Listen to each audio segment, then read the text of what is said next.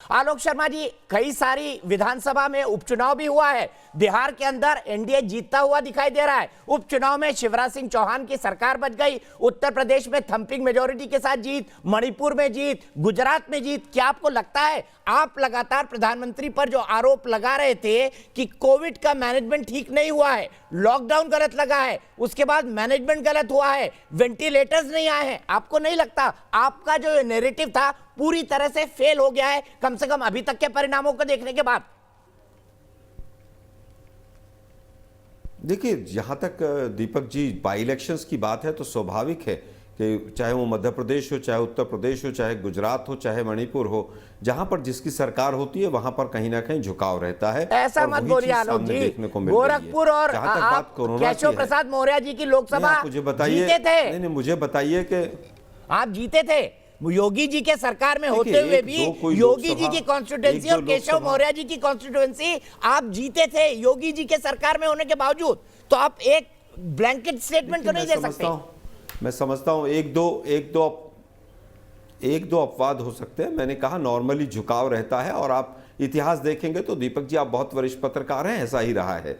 जहां तक बात कोरोना की है तो कोरोना में 1 करोड़ जब पेशेंट हो गए और आज भी दिल्ली की जो हालत है, तो मुझे लगता है उसके बाद कुछ कहने को बचता नहीं है।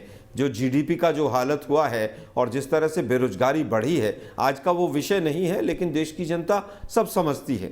जहां तक बात आज की है तो पूरी तरह से आज जिस तरह से विलंब किया जा रहा है रिजल्ट में, जानबूझकर पोस्टल बैलेट को काउंटिंग होने से रोका गया है, कहीं ना कहीं इस दाल में पूरी तरह से काला नजर आ रहा है। अभी भी आप देखिए कि लगभग 75 लाख के करीब वोटों की गिनती बाकी है, और उसके बावजूद भी ये जीत गए हैं, वो नहीं जीते हैं। और वहां पर उनको, आप बक्सर का एक एग्जांपल ले लीजिए, एक कैंडिडेट कांग्रेस के जीत गए, उसके बाद वहां पर दिखाया गया कि बीजेपी लीड कर रही है। और पोस्टल बैलेट का खेल बीजेपी गुजरात में भी करती रही है।